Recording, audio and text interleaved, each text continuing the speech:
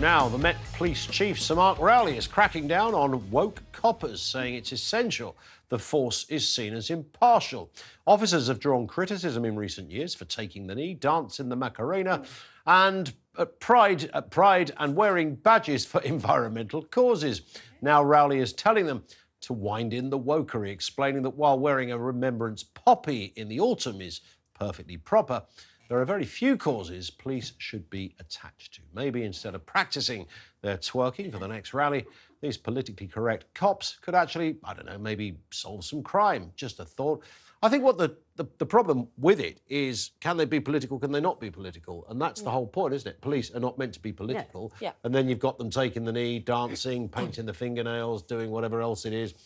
And I guess it all came from a place where the police think, we've got a terrible reputation.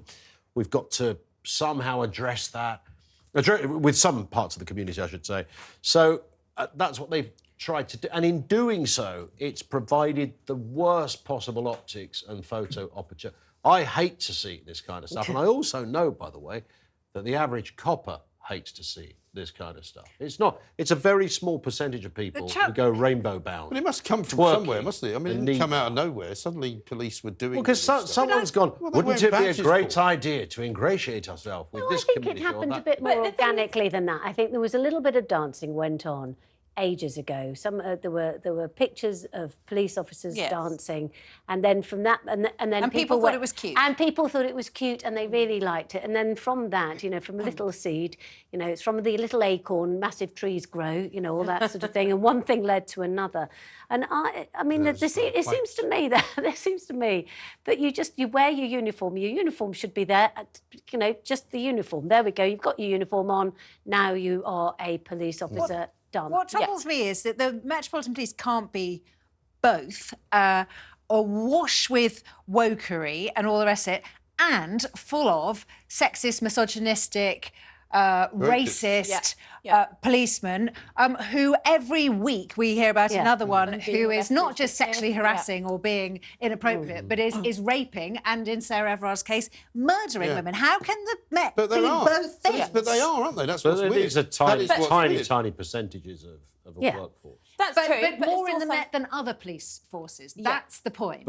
And also, it's the biggest police force in Europe. But statistically, it's also got the most numbers of wrong-uns. That's what Mark Rowley himself has said. I mean, the thing is, the police do need to do more to reach out to more communities, because especially the Met Police, as you so rightly said, Davey, have a terrible reputation. They police by consent. Well, that's the fault of the people, not the police. No, it's not. Yes, it is. No, like literally in London. It absolutely is. So we're blaming they don't trust the police because they're not particularly intelligent people who don't. It's the police officer. He's here to help you. Hold on. So we're talking about different communities, and so they have a terrible relationship with lots of different communities. So when we're talking about women, are you now blaming women for the reputation that the police have with women? I think are you most blaming women trust the black? No, they don't. As a woman, I can tell you, I don't trust the Metropolitan Police. Because of everything that's because of Sarah Everard. And a number of other cases. That case last week. But you could apply that to walking into a bank. If you ask most women in London,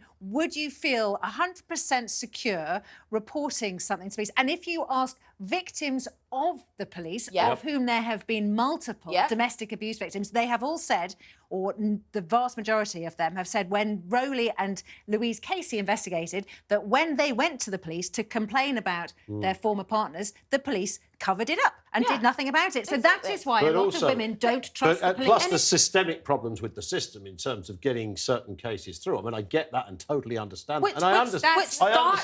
But I mean, this idea that we're running the sort of wild west of the cops and you can't walk into a police station and report a crime. The thing is, it's a nonsense. If I can finish my point. We can't find any police stations. As a black woman, I do not trust the police. But that is beside the point.